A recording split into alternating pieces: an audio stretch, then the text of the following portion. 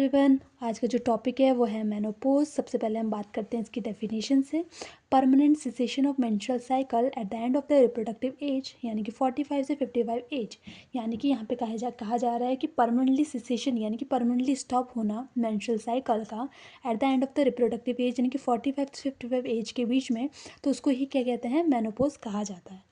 Next बात करते हैं पेरीमेनोपॉज की। पेरीमेनोपॉज मतलब होता है मेनोपॉज अगर क्या है हमारी around the age of end reproductive age, यानी कि 44 से 45 के अराउंड अगर क्या है मेनोपॉज देखने को मिल रहा है तो उसको पेरीमेनोपॉज कहा जाता है। नेक्स्ट बात करते हैं पेरीमेनोपॉज जो होता है वो तीन उसमें हमने डिवाइड कर रखा है, अर्ली मेनोपॉज, प्री मेनोपॉज और लेट या डिले मेनोपॉज। जो अर्ली मेनोपॉज होता है, अगर menopause before 40 years of age देखने को मिल रहा है तो उसको अर्ली मेनोपॉज बोलते हैं। इसकी कॉज हो सकते हैं स्मोकिंग, माल न्यूट्रिशन, ठीक है। प्री मेनोपॉज, अगर मेनोपॉज हमें बिफोर 45 ईयर्स ऑफ एज देखने को मिल रहा है तो उसको प्री मेनोपॉज बोलते हैं। लेट या डिले मेनोपॉज, अगर मेनोपॉज हमारा अकर हो रहा है आफ्टर 55 ईयर ऑफ एज, यानी कि 55 साल के बाद अगर देखने को मिल रहा है तो उसको लेट या डिले मेनोपॉज कहते हैं। नेक्स्ट बात करते हैं मैकेनिज्म ऑफ मेनोपॉज, यानी कि मेनोपॉज किस किस तरीके से होता है उसके बारे में पढ़ते हैं, ठीक है। इसमें few year prior to menopause, यानी कि मेनोपॉज होने के कुछ साल पहले हमारी जो ओवेरियन फॉलिकल्स की काउंट है वो डिक्रीज़ होने लग जाते हैं, जो कि हमने पिछली वीडियो में पढ़ा। जो फॉलिकल काउंट होते हैं मेनोपॉज में वो 10,000 से कम हो जाते हैं, है ना। तो जो रिमेनिंग फॉलिकल्स होते हैं वो रेसिस्टेंस शो करते हैं अगेंस्ट पिट्यूटरी हार्मोन, यानी कि पिट्यूटरी हार्मोन से जो एफएसएच रिलीज हो रहा है उसके अगेंस्ट क्या करते हैं, रेसिस्टेंस शो करते हैं, ठीक है।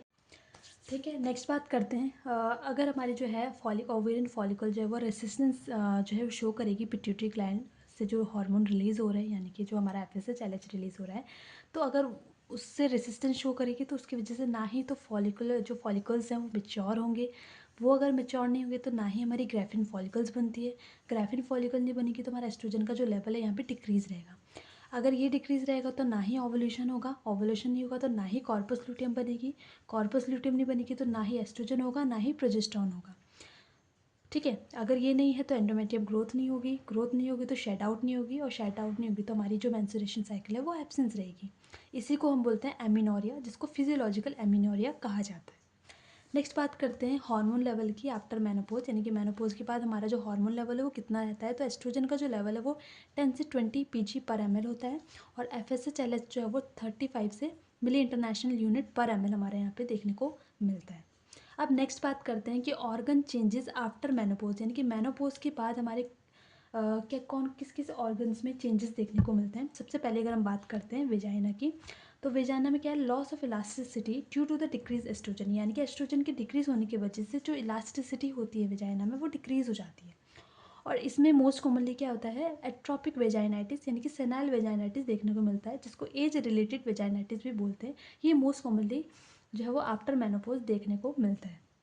नेक्स्ट बात करते हैं आफ्टर मेनोपॉज वेजाइना का जो पीएच है वो हमने पहले वीडियो में भी पढ़ा है, एल्कलाइन न्यूट्रल नेचर का होता है, क्योंकि वहाँ पे डॉर्डनलिन जो बेसिला है वो एब्सेंट होता है इस वजह से।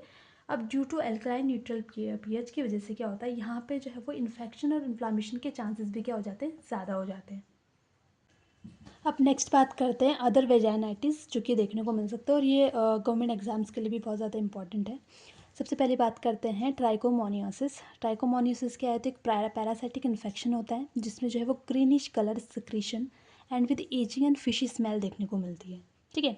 और ये मोस्टली हमें प्रेगनेंसी में देखने को मिलती है, मोस्ट कॉमनली प्रेगनेंसी में देखने को मिलती है, ठीक है। इसमें जो इन्फेक्शन होता है इसमें हमें कैसे देखने को मिलता है, multiple haemorrhagic spot of vagina, यानी कि वेजाइना में बहुत ज़्यादा मल्टीपल हेमरेजिक स्पॉट देखने को मिलेंगे। और जो वेजाइना का जो अपीयरेंस है वो स्ट्रॉबेरी कलर वेजाइना।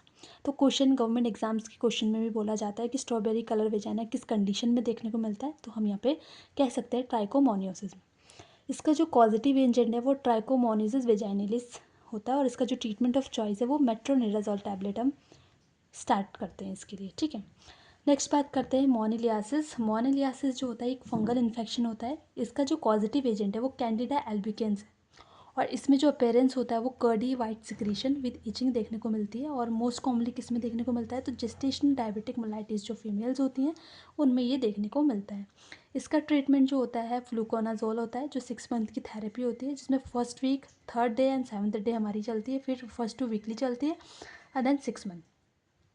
नेक्स्ट बात करते हैं बैक्टीरियल वेजाइनोसिस। बैक्टीरियल वेजाइनोसिस ये बैक्टीरियल इन्फेक्शन की वजह से होता है। इसका जो कॉजेटिव एजेंट है वो गॉन्ड्रेला वेजाइनोसिस है। इसमें जो सिक्रीशन आता है वो मिल्की वाइट सिक्रीशन देखने को मिलता है, ठीक है। और बैक्टीरियल जो वेजाइनोसिस है इसको असेस करने के लिए एक टेस्ट किया जाता है जिसको विफ टेस्ट या अमाइन ऑटो टेस्ट बोलते हैं। इसमें क्या करते हैं, वेजाइनल सिक्रीशन को लेते हैं, ठीक है, और उसके साथ हमारा पोटेशियम हाइड्रोक्साइड को क्या करते हैं, मिक्स करते हैं, ठीक है। मिक्स करने के बाद क्या करते हैं, अगर उसमें क्या है फिशी स्मेल या अमाइन स्मेल देखने को मिल रही है तो हमारा जो टेस्ट है वो पॉजिटिव है, यानी कि बैक्टीरियल इन्फेक्शन प्रेजेंट है बोल सकते हैं, ठीक है। इसके ट्रीटमेंट में भी मेट्रोनिडाजोल हम क्या करते हैं, स्टार्ट करते हैं। नेक्स्ट बात करते हैं यूट्रस में क्या चेंजेस देखने को मिलते हैं। तो ड्यू टू डिक्रीज एस्ट्रोजन, यानी कि एस्ट्रोजन के डिक्रीज होने की वजह से एट्रॉफी देखने को मिलती है। अगर नॉर्मली अगर हम रेशो देखते हैं कॉर्पस और सर्विक्स का, तो एट बर्थ जो होता है 1:2 होता है। बिफोर प्यूबर्टी 1:1 होता है। रिप्रोडक्टिव एज में 2:1 होता है। और एक मेनोपोज में क्या आ जाता है, 1:1 में आ जाता है। लेकिन जैसे ही बिफोर प्यूबर्टी जितना रेशो है उतना ही क्या हो जाता है, वो आफ्टर मेनोपोज हो जाता है। नेक्स्ट बात करते हैं जो after menopause increase chance of uterine prolapse. तो मेनोपोज के बाद क्या होते हैं, यूट्राइन प्रोलैप्स के चांसेस भी बढ़ जाते हैं, ठीक है। अब अगर बात करते हैं टाइप्स की कि यूट्राइन प्रोलैप्स के कितने टाइप है, तो 4 डिग्री में हम पढ़ते हैं। फर्स्ट डिग्री में हम क्या होता है कि जो यूट्राइन है वो प्रोलैप्स होता है, डिसेंट और हाफ ऑफ वेजाइना, यानी कि वेजाइना के हाफ पोर्शन में आ जाता है, तो फर्स्ट डिग्री में आता है। सेकंड डिग्री में क्या होता है, यूट्रस जो होता है प्रोलैप्स होता है, डिसेंट डाउन हो जाता है lower end of the vagina, यानी कि कंप्लीटली वेजाइना को क्या कर देता है, ये कवर कर देता है, ठीक है। थर्ड डिग्री में क्या होता है, uterus completely prolapsed, descent down out of vagina, यानी कि वेजाइनल ओपनिंग से बाहर को आ जाता है, यानी कि डिसेंट डाउन हो जाता है, तो वो थर्ड डिग्री में आता है। और प्रोसीडेंशिया में क्या होता है, uterus completely expel out through the vagina with internal vaginal wall, यानी कि जो इंटरनल वेजाइनल वॉल है वो भी क्या हो जाती है, वो भी एक्सपेल आउट हो जाती है, यानी कि वेजाइना से बाहर की तरफ को आ जाती है, तो उसको प्रोसीडेंशिया बोलते हैं। तो ये हमारे क्या है, 4 टाइप के जो है वो यूट्राइन प्रोलैप्स हैं जो कि इंपॉर्टेंट है फॉर गवर्नमेंट एग्जाम्स। नेक्स्ट जो हमने अभी यूट्राइन प्रोलैप्स पढ़े उसका नर्सिंग मैनेजमेंट भी इंपॉर्टेंट है, जो पूछा जाता है बहुत सारे गवर्नमेंट एग्जाम्स में पूछा जाता है। तो इसमें 2 कंडीशन है। सबसे पहले क्या करना है, देखो चेक करेंगे, ऑब्जर्व करेंगे प्रोलैप्स साइट को फॉर अल्सरेशन, कि भाई जो प्रोलैप्स साइड है उसमें अल्सरेशन तो नहीं है। अगर वहाँ पे अल्सर प्रेजेंट है तो हमने क्या करना है, कवर विथ कंप्रेशन के साथ कवर करना है विथ वार्म सेलाइन वाटर, मतलब जो वार्म सेलाइन है उससे हमने क्या करना है, उसको कंप्रेशन के साथ कवर करना है, ठीक है। और देन उसके बाद हमने एचसीपी को इन्फॉर्म कर देना है, यानी कि हेल्थ केयर प्रोवाइडर को इन्फॉर्म करना है। बट दूसरी कंडीशन है, अगर अल्सर वहाँ पे एब्सेंट है प्रोलैप्स साइड से, तो हमने क्या करना है, साइट को कवर करना है विद गॉज पीस से और एचसीपी को इन्फॉर्म करना है। तो दोनों कंडीशन में क्या अलग अलग मैनेजमेंट है, तो ये पूछा जाता है। नेक्स्ट बात करते हैं कार्डियोवेस्कुलर चेंजेस, यानी कि कार्डियोवेस्कुलर में क्या क्या चेंजेस आते हैं आफ्टर मेनोपॉज। तो हमारा जो है वो एमआई होने के चांसेस बढ़ जाते हैं यहाँ पे, क्यों, क्योंकि हमारा जो एस्ट्रोजन लेवल है वो डिक्रीज़ हो जाता है इस वजह से। अब क्या करते हैं, जैसे रिप्रोडक्टिव एज है उस टाइम पे जो एस्ट्रोजन का लेवल है वो 50 से 300 pg/ml होता है, ठीक है। एलडीएल जो होता है बैड कोलेस्ट्रॉल है जो डिक्रीज़ होता है उस रिप्रोडक्टिव एज में, और जो एचडीएल है वो इंक्रीज़ होता है जो कि गुड कोलेस्ट्रॉल है, ठीक है। इनके अगर काम पढ़ते हैं तो एलडीएल क्या करता है, ये prevent transfer of fat lipid from absorption site to liver, ठीक है। ये तो क्या करता है, ट्रांसफ़र होने से रोकता है, जबकि जो एलडीएल होता है वो ट्रांसफ़र करता है फैट लिपिड को from absorption site to liver, ये ट्रांसफ़र करने का काम करता है। वीएलडीएल ये ट्रांसफ़र करता है ट्राइग्लिसराइड को from liver to adipose tissue, तो इनके अपने अपने काम हैं। तो उस टाइम पे जब एट रिप्रोडक्टिव एज में हमारा एलडीएल क्या होता है, डिक्रीज़ होता है, एचडीएल जब वो बड़ा हुआ होता है। लेकिन इस कंडीशन में क्या होता है, जब कार्डियोवेस्कुलर आफ्टर मेनोपॉज जो कार्डियोवेस्कुलर चेंजेस में आता है तो वो इसमें क्या हो जाता है, उल्टा हो जाता है, यानी कि यहाँ पे जो एलडीएल लेवल है वो बढ़ जाएगा और जो एचडीएल लेवल है वो डिक्रीज़ हो जाता है।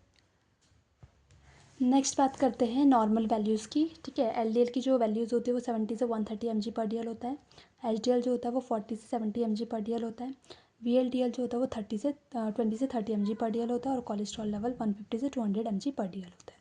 आफ्टर मेनोपॉज क्या होता है, एस्ट्रोजन डिक्रीज़ हो जाता है, एचडीएल डिक्रीज़ हो जाता है और एलडीएल क्या हो जाता है, इंक्रीज़ हो जाता है, जिसकी वजह से हमारा जो फैट का डिपोजिशन है वो आर्टरीज में होने लगता है।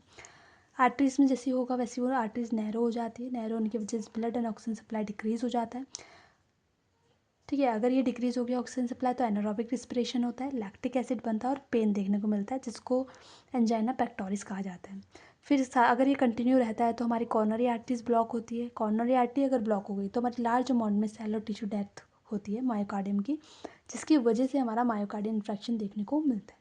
तो मेनली हम इसमें फीमेल्स को जो डाइट हम प्रोवाइड करते हैं वो अनसेचुरेटेड फैट देने के लिए बोलते हैं कि ये लें, ताकि क्योंकि ये बेनिफिशियल होता है फॉर द आफ्टर मेनोपॉज।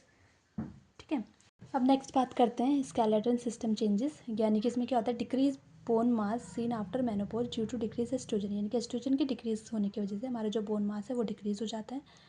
तो इसमें जो फ्रैक्चर होने के चांसेस होते हैं आफ्टर मेनोपॉज वो भी इंक्रीज़ हो जाते हैं, क्योंकि एस्ट्रोजन की डिक्रीज़ होने की वजह से जो कैल्शियम का एब्जॉर्प्शन होता है फ्रॉम गट से वो डिक्रीज़ हो जाता है, जिसकी वजह से हाइपोकैल्सीमिया देखने को मिलता है और हमारे जो बोन फ्रैक्चर के चांसेस है वो भी क्या हो जाते हैं, यहाँ पे इंक्रीज़ हो जाते हैं।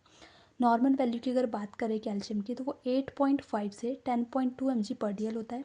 अगर 7 से नीचे जाता है तो उसको हाइपोकैल्सीमिया बोलते हैं, और अगर 6 mg/dl से नीचे होता है तो उसको टिटैनिक कंडीशन हम कंसिडर करते हैं। नेक्स्ट बात करते हैं स्किन चेंजेस। स्किन चेंजेस में क्या होता है, तो हमारे decrease elasticity of the skin की इलास्टिसिटी जो है वो डिक्रीज़ हो जाएगी ड्यू टू एस्ट्रोजन डिक्रीज की वजह से, और इसमें मोर चांसेस हो जाते हैं स्किन इन्फेक्शन के आफ्टर मेनोपॉज। ठीक है, तो ये हमारे कुछ चेंजेस थे आफ्टर मेनोपॉज देखने को मिलते हैं।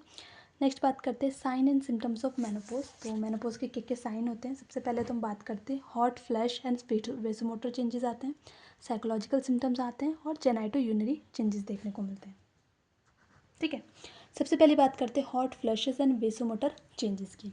ये सबसे मोस्ट कॉमन जो कैरेक्टरिस्टिक साइन होता है मेनोपॉज का वो यही है, हॉट फ्लैश या वेसोमोटर चेंजेस।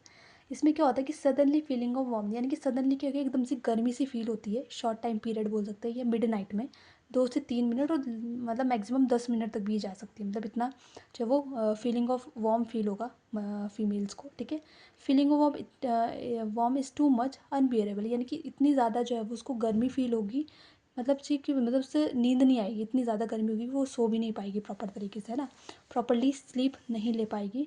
अगर इसका कॉज की अगर बात की जाए तो एग्जैक्ट कॉज जो होता है उसका अननोन होता है, मतलब पता ही नहीं कि किस वजह से होता है। बट अगर हाइपोथेसिस के अकॉर्डिंग चले तो हाइपोथेसिस ये कहती है कि जो हॉट फ्लैशेस है वो ड्यू टू होता है hypothalamic hormonal changes after menopause, यानी कि जो हाइपोथैलेमिक की वजह से जो हार्मोनल चेंजेस हो रहे हैं उसकी वजह से क्या होता है, ये हमें देखने को मिलता है। ये एज अ हाइपोथेसिस है, बट एग्जैक्ट कॉज जो है इसका वो अननोन है।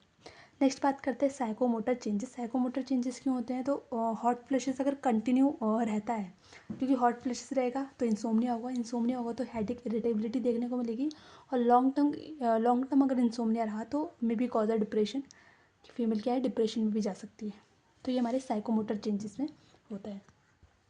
नेक्स्ट बात करते हैं हमारा, नेक्स्ट जो आता है वो जेनाइटो यूनरी चेंजेस। सबसे पहले बात करते हैं जेनाइटल चेंजेस। इसमें देखो पीएच जो है वेजाइना का इंक्रीज हो जाता है, न्यूट्रल अल्कलाइन हो जाता है, लॉस ऑफ इलास्टिसिटी देखने को मिलती है, वेजाइनाइटिस देखने को मिलता है, पेन होता है ड्यूरिंग सेक्सुअल इंटरकोर्स, और ईचिंग देखने को मिलती है वेजाइना। ये आफ्टर मेनोपॉज हमें देखने को मिलते हैं जेनाइटल चेंजेस में। यूनरी चेंजेस में क्या होते हैं, अब व्हेन यूट्रल प्रोलैप्स, क्योंकि मैंने पढ़ा है यूट्रल प्रोलैप्स के चांसेस ज़्यादा होते हैं। अगर यूट्रस प्रोलैप्स होता है तो हमारा जो यूरिनरी ब्लैडर है उसमें प्रेशर पड़ता है। प्रेशर पड़ने के बाद कि जब भी फीमेल क्या कफिंग या स्नीजिंग करती है तो उसका इंट्रा एब्डोमिनल प्रेशर जो है वो इंक्रीज़ हो जाता है, और मिक्चुरेशन देखने को मिलता है, जो कि मोर देन 50 ml पर 24 आवर होता है, और जिसको स्ट्रेस इनकॉन्टिनेंस कंडीशन हम बोलते हैं। तो ये चेंजेस होते हैं जो हमें जेनाइटो यूरिनरी चेंजेस में सिस्टम में देखने को मिलते हैं। नेक्स्ट बात करते हैं डायग्नोस की। डायग्नोस कैसे करेंगे, तो भाई अमीनोरिया देखने को मिलेगा लास्ट 1 ईयर हमें फीमेल में। हार्मोनल लेवल हम चेक कर सकते हैं जिसमें एस्ट्रोजन 10 से 20 pg/ml होगा, और FSH/LH जो होता है मोर देन 35 मिली इंटरनेशनल पर ml होगा, तो हम डायग्नोस कर सकते हैं। और एज से भी हम डायग्नोस करते हैं, मोर देन 45 ईयर्स एज है तो उससे भी क्या कर सकते हैं, मेनोपॉज को डायग्नोस कर सकते हैं। ठीक है, नेक्स्ट बात करते हैं मैनेजमेंट की। मैनेजमेंट में सबसे पहले बात करते हैं non pharmacological management. Non pharmacological में कैल्शियम जो है वो 100, मतलब नॉर्मल एक कंडीशन की अगर हम बात करें तो कैल्शियम जो है वो 1000 mg लेना चाहिए, और विटामिन डी 400 इंटरनेशनल यूनिट या 10 mg हम ले सकते हैं। बट आफ्टर मेनोपॉज इसकी जो जो डोज है वो बढ़ जाती है, यानी कि कैल्शियम जो लेते हैं वो 1200 से 1500 mg पर डे लेनी चाहिए, और जो विटामिन डी है वो 600 इंटरनेशनल यूनिट या 15 mg क्या है डोज लेनी चाहिए आफ्टर मेनोपॉज। ठीक है, अगर हार्मोनल मैनेजमेंट की अगर हम बात करते हैं, अगर यूट्रस प्रेजेंट है तो एस्ट्रोजन प्रोजेस्टेरोन दोनों हार्मोनल थेरेपी चलेगी।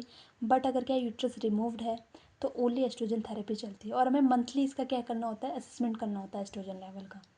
ठीक है, हर मंथ इसको क्या है चेक करना होता है। ठीक है, अगर मेरी वीडियो पसंद आए तो like share and subscribe my channel. Thank you. और अगर आपको किसी अलग टॉपिक पे नोट चाहिए तो प्लीज़ कमेंट करना। Thank you.